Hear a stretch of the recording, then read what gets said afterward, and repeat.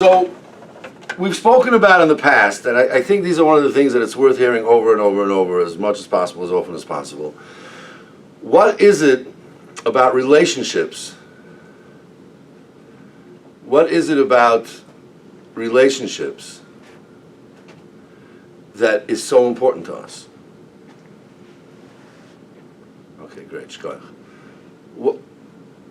Out of all the things in the world that have importance, the Metzius is that when it comes to relationships, for some reason, it's powerful, it's impactful. Very many people that I know, I hope that you're not one of them, and I wish I wasn't one of them, but many people I know are struggling in their relationships in some way or another. Now, one of the things that the gurus know, they teach us in guru school, is that when someone comes to you for help of any kind of guru work, whether it's by the Goyim, tarot card reading, or crystal ball reading, or mentalism, or whatnot, or even to the point where someone comes to for a brucha, there's normally three, and this is sometimes how they get you. They right away they'll start with one of these three, and then they'll do a cold reading on you to see where you're going, and they'll continue in that direction. They'll take you in that direction. But basically, there are three topics that everyone is struggling with. And they are health, relationships, and finances. And again, there are many other parts of life. We were going through this morning on the women's group, it's split up into different categories. You have your physical body, you have your emotions and meaning, you have your relationships, which is definitely in there, time, so many people struggle with time, work, career, mission, passion, that's a category. Finances, we said, celebration and contribution, and home. So these are just different areas of life that many of us are either struggling with or have struggled with in the past, or we see other people struggling with and we wish we could be helpful, or more helpful. And yet at the end of the day, most people, when they're going out looking for help, it's going to belong to one of these categories. They're either going for help, they're going to the doctor, or they're going to deal with, or they're going to whatever it is that they have to in order to search for, in order to deal with the topic of health. And with Chas Shalom it doesn't work out. I believe it was Jim Rohn who said that people go for help either for inspiration or out of desperation. And he claimed that you might want to be inspired rather than wait until you're desperate. And yet at the same time, most people, they don't go for inspired health, right? Although there are people who do. We'll go out there and we'll go to the gym, or we'll go for the well checkup, or you go to your once a year, or whatever else it is that you need to do in order for you to be healthy. And yet, if you reach out to someone for help, that's going to be one of the reasons that you're reaching out. Because it reached a point where the pain was just too much. The second place where people will reach out for help, looking for a job, trying to make a sale, trying to make a purchase, trying to make some money, and there's many, many different levels of reaching out, right? There's reaching out in order to earn it, there's reaching out in order to not get it without earning it, and everything in between. But we reach out for help when we need financial help. The third place where people go for help very often is relationships. People find themselves in a difficult relationship and they will actually reach out for help. So that's what the gurus sort of teach in guru schools, that if someone comes to you and you want to show off that you know what you're talking about, because once you show people that you know something about them, then they allow that suggestion to grow, and it's something that we can talk about moving forward. And they allow the suggestion to grow that, wow, you're actually an authority in the thing that I need, and that's how the guru, that's how he gets his hook. Because he says, you're here because you're so worried about relationships. And he'll say something like, are you married or not married? Oh, and if you say no, he'll say, oh, you've been looking and you haven't found it yet. Or you say you are married, he'll say, wow, I'm sure you have a pretty good marriage, but it looks like sometimes it doesn't work out so well. And he just has to follow the cold reading module, and he'll be able to take you to wherever you want, and you believing that anything after that they say is true or has truth to it, because there is truth to what they're saying. Okay? So we'll reach out for finances, we'll reach out for health, we'll reach out for relationship. Now, what's interesting about that is that this is like a table that has three legs. And what we found in the world of Metzius is that anyone who has a really strong leg in one of these three, chances are that they're not doing so well in the other two. So if somebody's very healthy and very into their health and they only eat healthy, there may be a possibility that they're not doing so well in their finances or in their relationships. Actually, sometimes people take it to the point where they actually infringe on their relationships because they're so busy chasing their health. I'm not saying it's right or wrong, I'm just pointing it out. Don't shoot the messenger. Okay? If somebody's very, very successful in their relationships, they may be struggling financially. You know, that nice guy, that really nice husband and father, but he doesn't really, he's not very financially successful. Again, this doesn't have to be. This is just one of the ways that it plays out sometimes. And then obviously you have the person who's financially secure and just burns everything in his world for the money, for the job, for the career, for the success. And yeah, the money's there, but what happens to the family and what happens to the relationship with the spouse or close people, parents, siblings, children, neighbors, friends, when a person is financially successful and constantly focused on that leg? And very often, doesn't start on purpose, and again, in today's world, there are more people who are financially successful who are aware of the need to take care of their bodies, something that they didn't teach us back in Qaeda 30, 40 years ago when I was there, although that's not an excuse. Right? So there is a possibility, but the chances are that if a person is financially secure, extremely financially secure, their relationships may not be up to par, and or their health may not be perfect due to lack of taking care of themselves. Agree? If you agree, just give me a thumbs up or say I agree, or if you disagree. It's a good thing always to have some people in the studio so that at least I get the feedback over here. But go ahead, this is interactive. Let us know what you think. Okay? So, now that we've established that,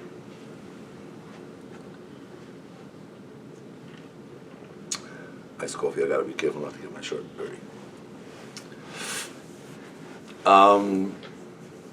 Once we've established that, let's take it to the next level.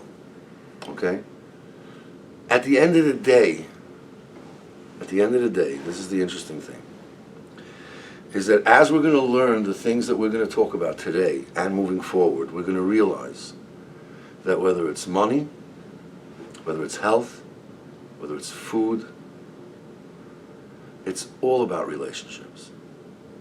You will have a different outcome if your relationship with money is one way or another way. You'll have a totally different life. Your whole life will be very, very different if your relationship with food is one way or another way. And obviously, in relationships themselves, that we realize our relationships, we're always going to have different outcomes once we understand why relationships are so important and what makes them. What is a relationship? How does a relationship work?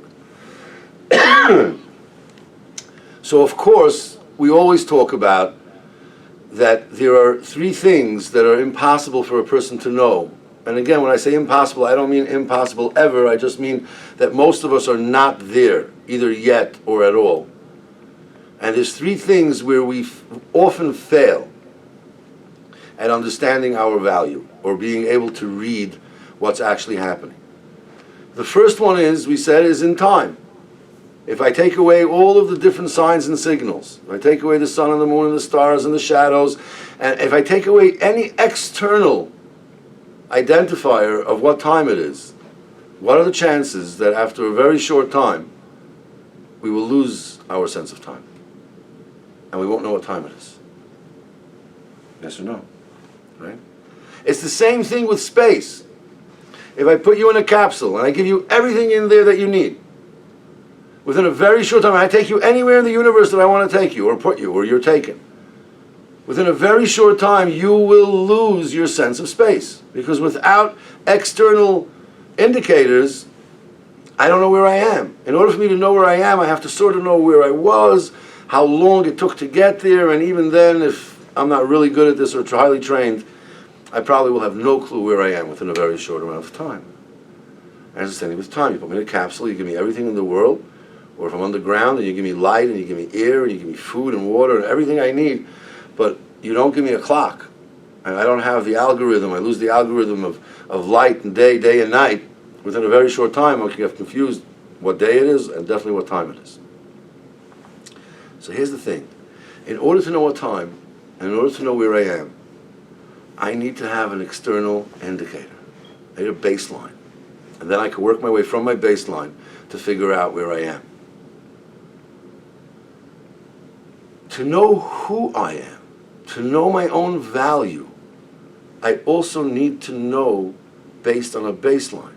So if I would be walking in the forest, and I would be 10 feet tall, which I'm not, but I would spend enough time among the 100-foot tall trees, within a very short time I would begin to refer to myself as Shorty.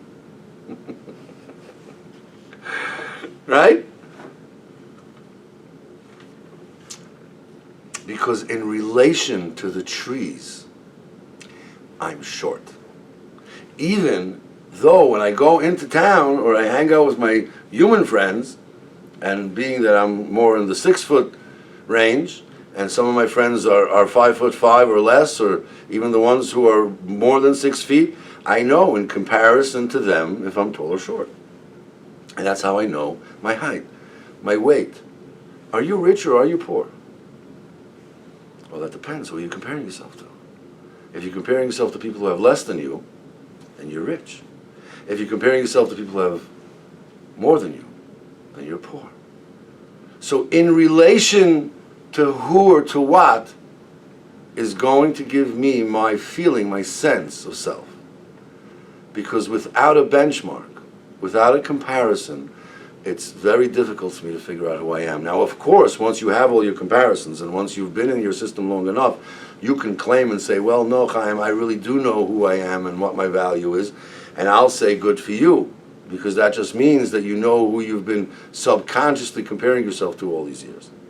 But if I take those people away, I take away your relationships, and therefore you can compare yourself in relation to.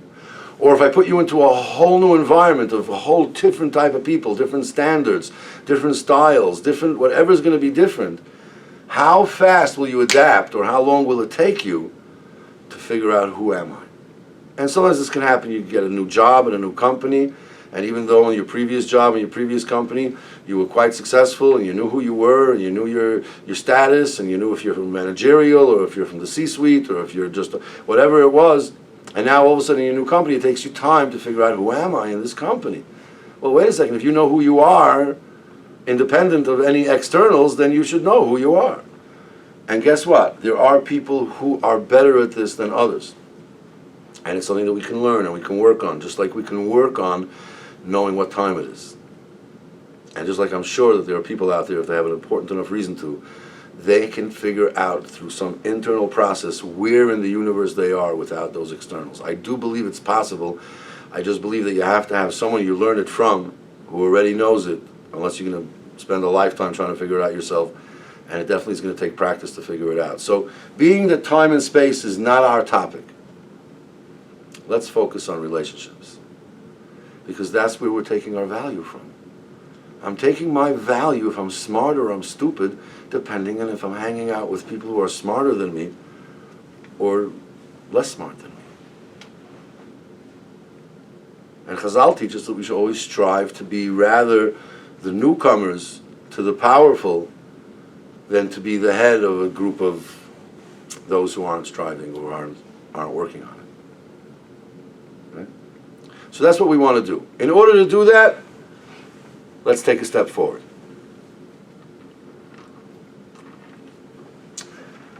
Okay, so now that we know why relationships are so important, and now that we understand a little bit of how the process works as far as ourselves, let's go back to something that we've spoken about in the past, which I'm not going to review. There's a video up. If we want, we can talk about it again in the future, but for now I'm just going to review it, Baal Peh, which says the following. In order for a person to succeed in relationships. It needs to begin all about me. There's no question about it that at some point in time we're going to have to make it about someone else. That's the other person or people that we're in relation to. And yet if you start there, then it ends up staying all about you without you even realizing. So it has to start all about me. All about me means that I know who I am, I know who I'm not, I know what I want in the relationship, I know what I'm bringing to the relationship, I know what I'm expecting from the relationship. Excuse me. That's all about me. Because if I don't know why I'm here, how many of you have had a job or saw someone else who had a job or have been in a relationship or even went out to have a good time and somewhere in the middle something happened that just didn't work for you and you just start questioning, what am I doing here? Why am I here?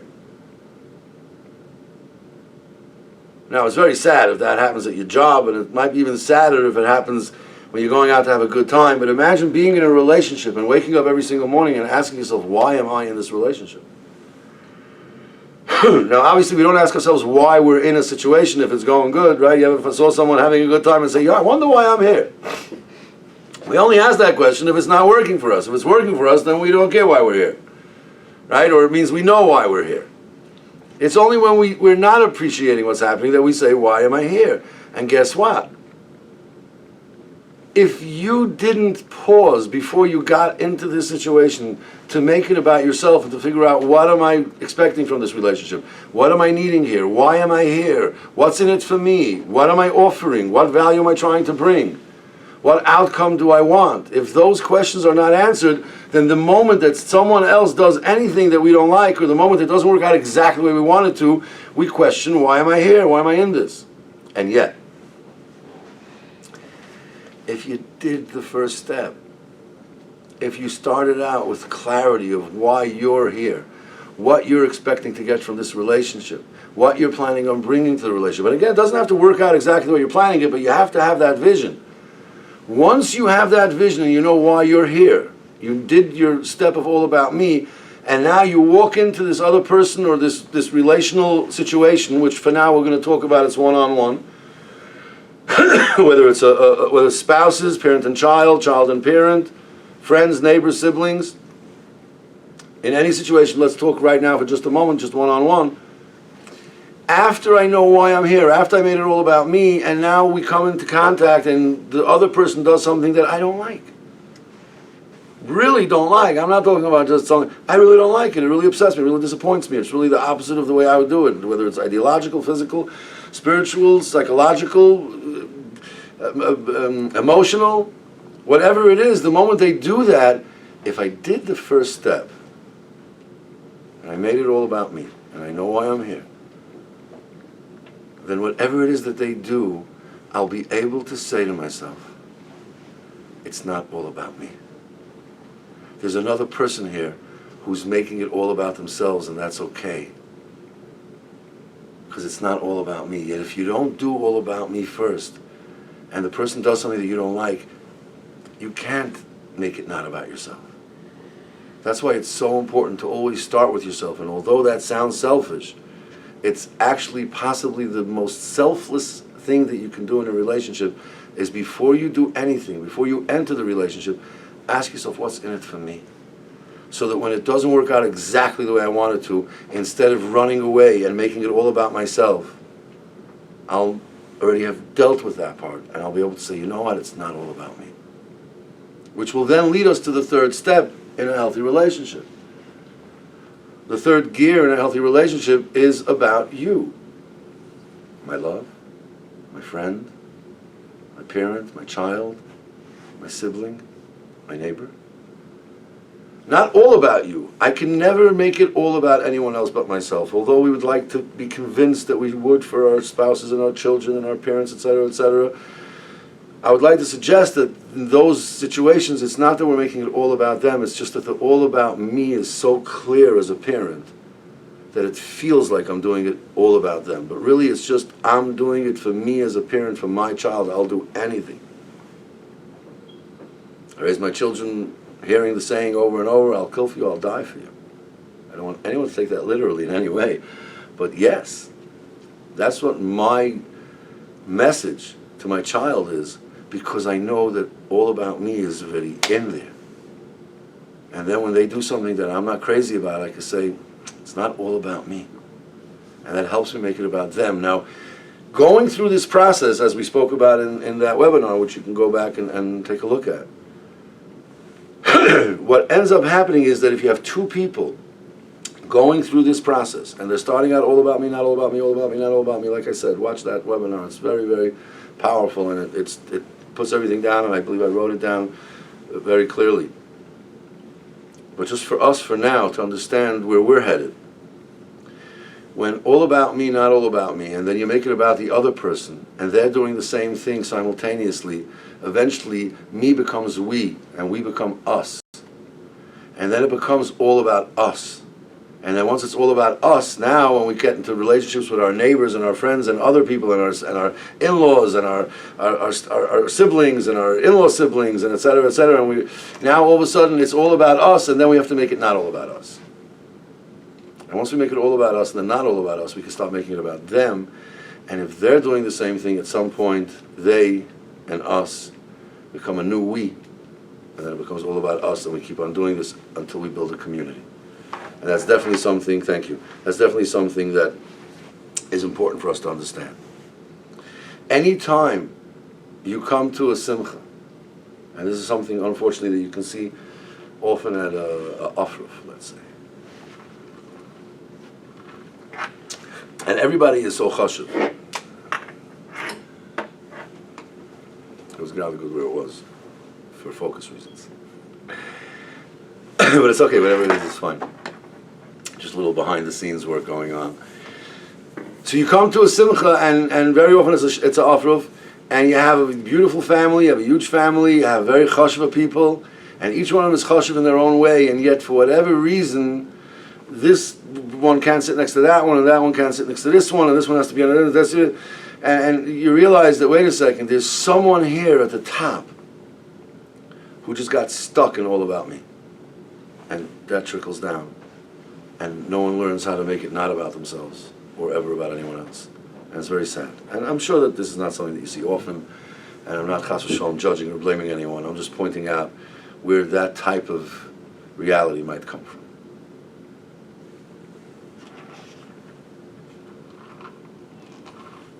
So now, let's understand the relationship itself, okay? In every human interaction, and this is something that I know some of you have been waiting for a while, so this is it. This is where it's coming. In every human interaction, I would like to suggest that interactions are really just transactions. And there's so much that can be put into this, and so much that we can take out of this. I'm just going to unpack some of it now. And it's possible that one day when we're sitting around the campfire or we're in an actual mastermind meeting, we'll discuss it more in detail. But for now, let me give you the basic, okay, of how this works. So in every transaction, there's three potential positions. If you go out into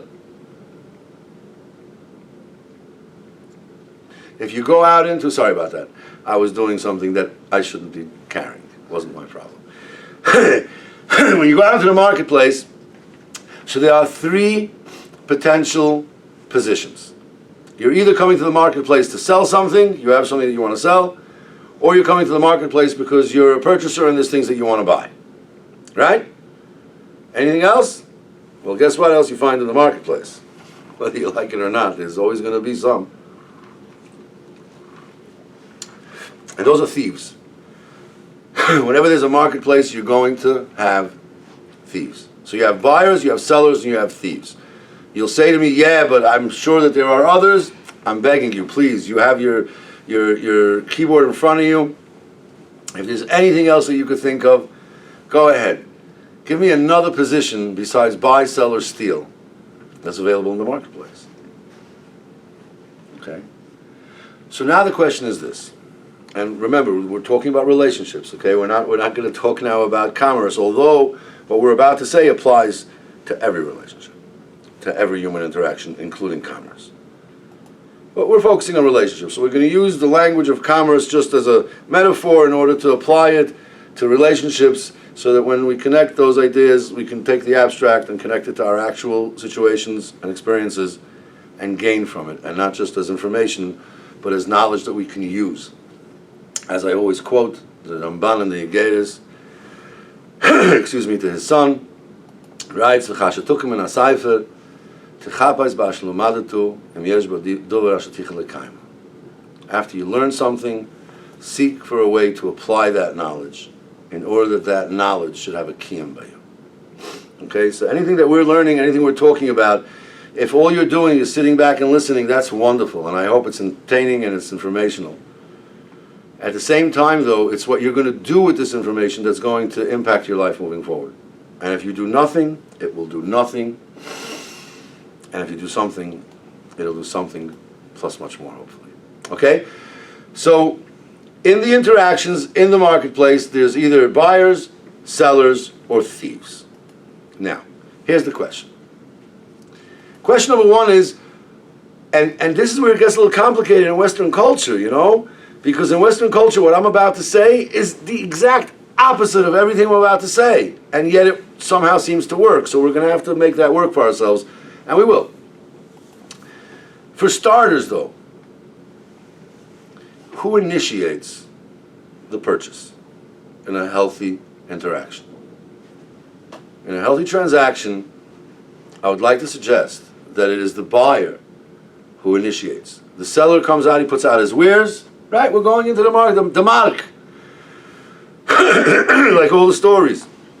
Right, from the Rebbes and the Tzaddikim and from Hatzat and Hatzatisha. They always went to the marketplace. When you get to the marketplace, you put out your wares. Right? You don't go walking around selling unless you're selling bagels or drinks. The buyers, back in the marketplace, would walk around between sellers looking for what they're seeking to purchase. The thieves don't want to be seen, don't want to be noticed. They have nothing to sell, and they got no money. All right? So they have to keep on moving. And they move in the shadows, and they move faster than the buyers. And yet, that's more or less what the marketplace should look like. You have the sellers put out their wares, you have the buyers walking among the booths to see what they want, and you have the thieves in the shadows, sneaking in, sneaking out, not wanting to be seen. Okay, so far so good, by the way. Give me a hands up, hands down, thumbs up, thumbs down. If you agree, if you disagree, I can't see you, so I don't know what you're seeing or what you're thinking. Or if you just left your name up there and you went to get a drink. Okay, one, yes, thank you, and thank you, and thank you. Okay, beautiful. At least I don't feel like I'm alone over here in the room, even though Chaim's here, and we have some people in the studio. So now, in order for the interaction, for the transaction to work, the buyer, let's start with him. So we said the buyer should really initiate. Okay, otherwise it's a little bit creepy if you have a guy just trying to get people to buy things from him.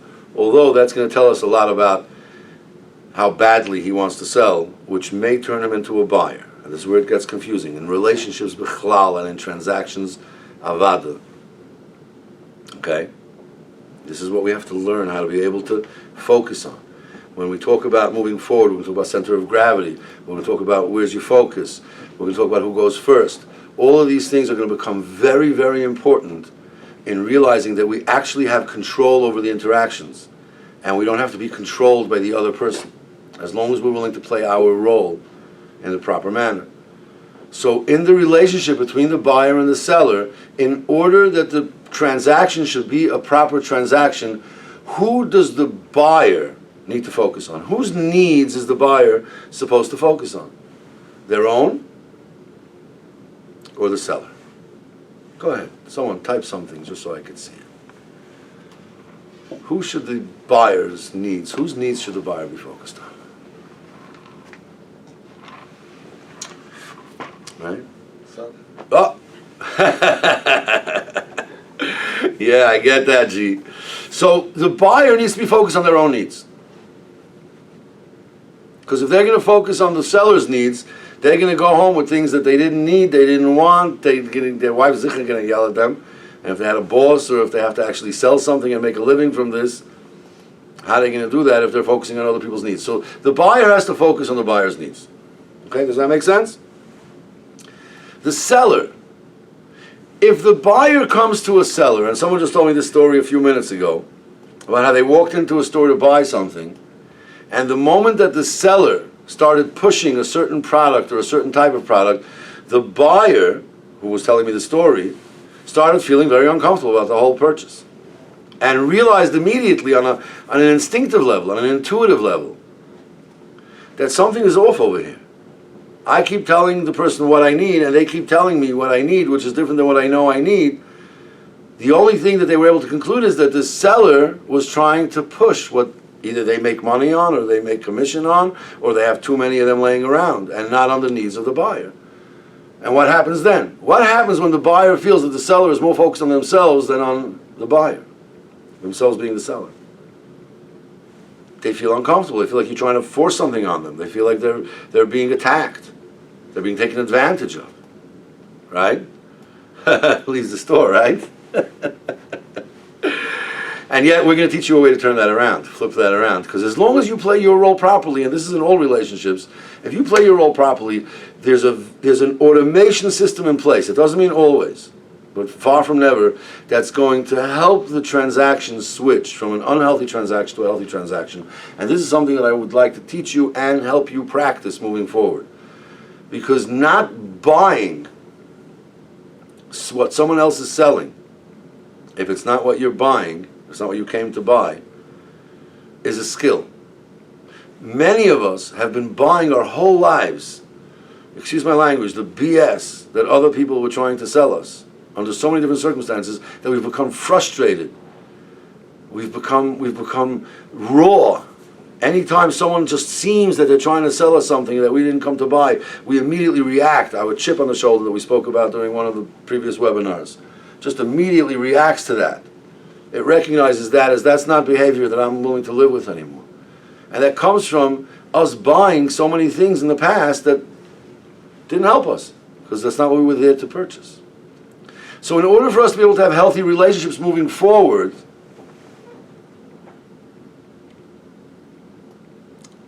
oh, wow, okay, that might actually be interesting. I look forward to that. I don't know if you figure it out with Chaim, and if you guys can make it happen, I'm definitely willing to allow that. Where were we? Yes, so back to where we were.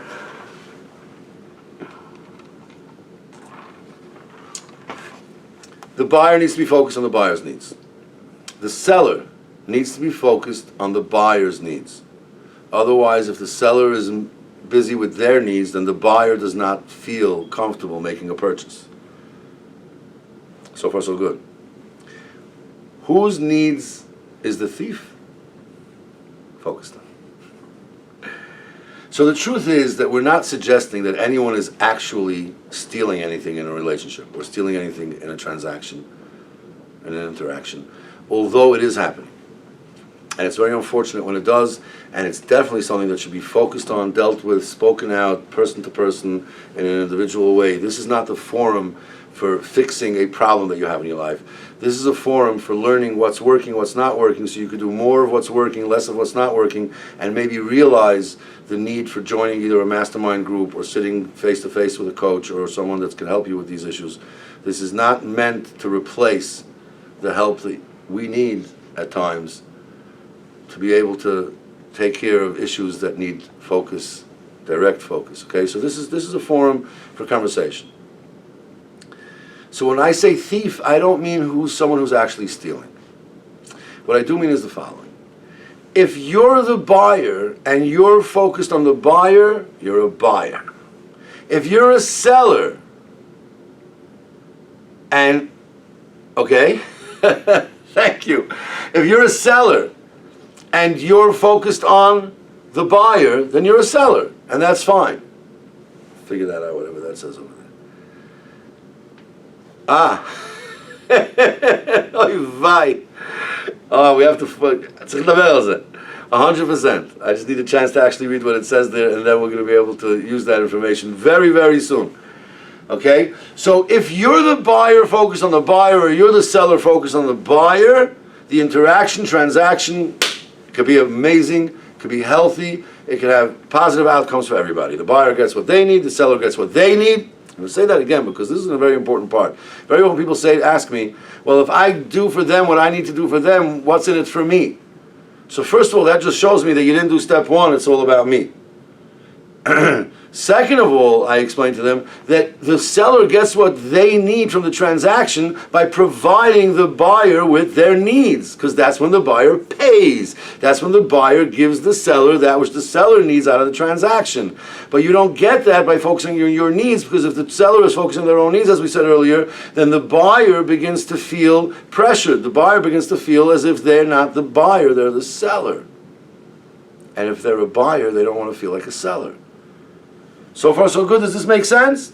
Okay? So the thief is the person who just doesn't want to either decide what they are, whether they're the buyer or the seller, that makes you a thief. Or if you're the seller and you're focused on yourself, your own needs, you're a thief. And guess what? Even if you're a nice, kind, ehrliche person, and you want to buy from this person because you want to give them business, you're a thief. You're a good thief. You're a holy thief. But you're a thief. Because in order for the transaction to be a healthy transaction, the buyer and the seller both have to A, know their role, and B, they both have to focus on the needs of the buyer. So far so good, or any questions? By the way, please feel free to ask questions. I'm just going to quickly read what's on the screen over here. I have a bunch of messages over here. That's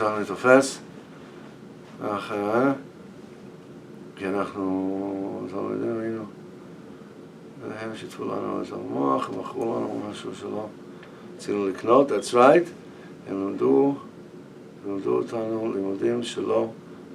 That's for sure. אם הקונה לא מכיר את עצמו, מה שהוא צריך, הוא מגיש לשוק לקנות משהו, והוא בעצמו לא יודע מה הוא מחפש. Oh wow, so of course. בטח. I'm going to answer the last question in a second, but yes, definitely. Let me just reread that again in a second quickly.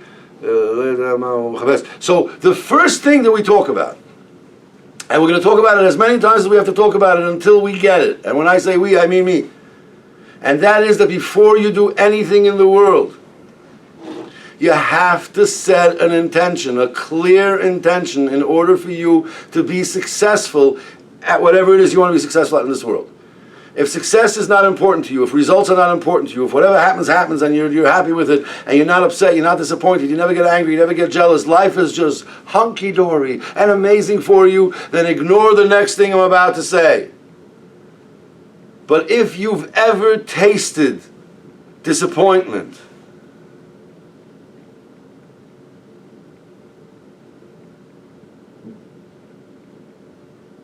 if there's anything in the world that has ever disappointed you, if there was ever anything in the world that you wanted and you didn't get, if there's anything right now in your life that you're just not getting and you're so upset and you're so zerstreudelt and you're in so much pain, which nobody has to be, you might bump into someone else who is. Realize this. It all begins with a clear intended outcome. Whatever that is. I want to either focus on what you want to achieve, or focus on the thing that you have to do right now next. But without a clear intention, you don't know what you need, you don't know what you want, you don't know what it's going to take to fulfill it, and guess what? You still have a list of things that you don't want. You still have a list of things that you're avoiding. You have a list of things that are causing you pain without solutions. And when people do that, what they tend to do is they tend to create solutions that are not solutions for the problem. They're just solutions for the problem that they've created. And like I said, this is a much deeper concept than this forum allows for. So for now, I'm going to leave that here and I'm going to move forward in the buy-sell steals, just so we understand this. In our culture, there are people known as salesmen. And they're called salesmen is just part of Western culture's fallacy. They're trying to keep us in a place which we're going to talk about in Yetz Hashem in the coming weeks. I'm going to talk about the different levels coming up of Rutz and Lekabel, and we're going to go a little bit into parenting. And we're going to realize that Western culture is designed, again, on purpose, by mistake, by the powers that be or humans. I'm not going to go into that. But it's designed in such a way that we stay babies. That we stay stuck not knowing buy, sell, steal without learning this, because in our relationship with the Rebbeinu Shalom, this has to be very clear. In our relationship with Yiddishkeit, this has to be very clear. In our relationship with our parents, this has to be very clear. In our relationship with our spouse, this has to be very clear. In our relationship with our children, this has to be very clear. To the extent that this is not clear is the source of so much relationship pain. And it all begins with our relationship with ourself. Within ourself, there's also a gif and a neshama, a buyer and a seller, or a Yetzer Hara that's a thief. And we'll walk through those steps in order to be able to understand ourselves better. And yet the focus right now is on the relationships. Okay, and I'm assuming that each one of us has parents, spouse, siblings, children, neighbors, friends, boss, worker, co-workers, etc., etc. And in every single one of these relationships, to the extent that you can go out, and this is an exercise that I'm giving every one of you that's here today, if you dare, if you have the guts, if you have what it takes, if you're curious enough, if you want to learn enough, if you want to apply this information, just walk among the people around you over the next few days, until the next time we meet, next week, Tuesday in Yetz Hashem. And every interaction, every time you see two people standing and interacting in any way, don't start on yourself because it might be a little too confusing at first. At the beginning, just become an ophthalmologist? What was it? People who study other people. Sorry? Analyze. You just analyze other people. Analyze other people and ask yourself in every interaction that you're watching, who's buying, who's selling, who's stealing? Just those questions. We have a klal that says, if you ask yourself, your mind will bring you the answer. So just ask yourself, as you're looking at this interaction, ask yourself, who's buying, who's selling, who's stealing? And you might find out that in very many interactions you just have two thieves. Which can be because two buyers, two sellers is two thieves. Because in order for an interaction to happen, you have a buyer and a seller. So going back to salesmen and how Western culture has fooled us. By calling these people who are knocking on our door and asking for our business, that's all they're doing when what they call a salesman comes to you, reaches out to you in the middle of supper, or knocks on your door to sell you whatever it is they're here to sell you. They're not selling. They want to buy you as a customer. And anybody who knows anything about the Google model or the other models of different companies out there today on the internet that are just gathering your information in order to sell, when you thought that you were getting something from them. Every time when we were logging on back then, 10 years ago, into whatever it was, Ynet, Yahoo, and we thought that we're just logging in order to get this free content, in order to get free services, so we could communicate with our friends, etc., etc. What we didn't realize is that they're actually making money from our information. That's why they don't have to charge us. So the whole American system of finance is built in such a way that they call a buyer a salesman. The people that we call salesmen are not they're not selling. They're buying. That's all they're doing. Because we know that whoever initiates is a buyer. So if they called you, if they reached out to you, they're buying, and they should be saying, hello sir, we would love to have your business. I need to close 10 sales today in order for me to justify my existence in this company. Please buy from me. That would be a lot more honest than, hello sir, do you have the service that we want to sell you because we want to put you on the best service for you? No, you don't. You want my information.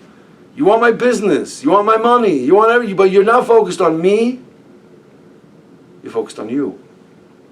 You initiate. You're focused on your needs. As a salesman, you're a buyer or a thief. In order for you to be a true buyer, you have to need something, you have to initiate, you have to ask for it, you have to earn it, and you have to appreciate it when you get it. Which again is part of a module that we spoke about in another webinar. Any questions, by the way? If anybody agrees or disagrees, let me know if you agree or disagree. Excellent. The reason why this model is so important, and we're going to finish in a few minutes, and we're going to walk away today with this one exercise. We're going to keep this very clear today. Today's exercise is to study other people's interactions. It could be between your wife and your child, your husband and your child, your mother and your father, your wife and her sister, your husband and his brother or sister, just any people that are interacting, and just sit back and ask yourself, I wonder, who's buying, who's selling, who's stealing? And then just continue watching the interaction and see what happens. See what happens inside of your thought processes. See what happens all of a sudden in your realization of how convoluted at times people make simple interactions and then suffer the results of those interactions in ways that they weren't expecting or hoping for. And yet, if they would just make a choice, and this is the power of Bechira, if they would just make a choice, am I here today to buy? Am I here today to sell? Or am I just a thief? Am I a window shopper? Am I not willing to decide? And guess what? Each one of them is okay, as long as you set that as your intention and you know that that's what you're doing and you follow the rules of that till the end.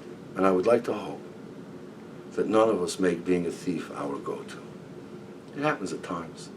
There are times when we're not sure if we're buying or selling, so therefore we're thief by default. There are times when we're not sure whose needs we're providing, we're a thief by default. And yet we don't have to stay there. We have that ability, we have that capacity. Thank you, Chaim. Thank you, me too. We have that capacity to do that. We have the capacity to recognize eventually, after you do this exercise of watching other people and just asking yourself, buy, sell, steal, who's buying, who's selling, who's stealing. And you do this enough times, the next few times you will be, and do not do this yet, I'm being very specific by the way. If you're going to try to do it within your own interactions, it's going to throw you off your interaction. That's not what we're here for. We're here to enhance our experience. And the way to enhance our experience is by studying others. So study those people around you and ask yourself, who's buying, who's selling, who's stealing, and with time you'll realize who's getting what out of the interaction and what's working and what's not. And as you notice that, your subconscious mind will begin to create for you new ways of interacting, healthier ways of interacting. And let's not forget the following. This is such an important part of this, because we're always going to go back to this. What is the first relationship that we all have? The relationship with ourself. And as much as we don't think of ourself and ourself as two different parts or multiple parts, and I'm definitely not talking to anybody that has any type of multiple personality disorder of any kind, yet we all have multiple personalities. And we have, every one of those parts needs to be addressed. And in the interactions between the parts, we have a healthy relationship, where we recognize who's buying, who's selling, and we know when we're stealing. And that translates into our other relationships. And Amiaz Hashem, we will address this and many other things in future Tuesdays, and definitely on a much deeper level, a much more personal level, during our Mastermind Your Own Business meetings, meetups, groups, alliances, one-on-ones, and definitely in the workshop. So I welcome all of you. I thank all of you for joining. I hope to see you all again next week. For now, it's Tuesdays at 4. For powerful killer concepts, killer content, and hopefully information that you can turn into knowledge, that you can turn into new behaviors that will lead you to better outcomes with the help of Hashem. Thank you for listening. I'll stick around a little bit for anybody who has questions, and I will read that long one. And does Chashu want to come up? Didn't you offer to come up? I'll just read this quickly. I think we might have a little bit of a surprise for anybody who's willing to stick around a little bit longer. Give me a moment to figure this out. גם מושג של קונה, האם יש הבדל בין מי שיוצא לקנות, הוא יודע מה שהוא רוצה, לבין מי שיוצא לקנות כל מה שימצא. אפשר, אם יש בעיה סתם לצאת לקנות. All right. So the question was, נראה לי שמישהו יוצא לקנות, לא שיודע מה שרוצה, חוזר אליי, סליחות, אבל ייתכן שהוא נפגע והוא לא מודע לכך. We're gonna address that in future conversations about this topic. The questions were a little bit more in the details of the buyer-seller and how important it is to know your intended outcome. And I'm going to say it again. The most powerful thing in the world that a human being can do, I will say it again, the most powerful thing in the world that a human being can do is make a decision. That's Bechira.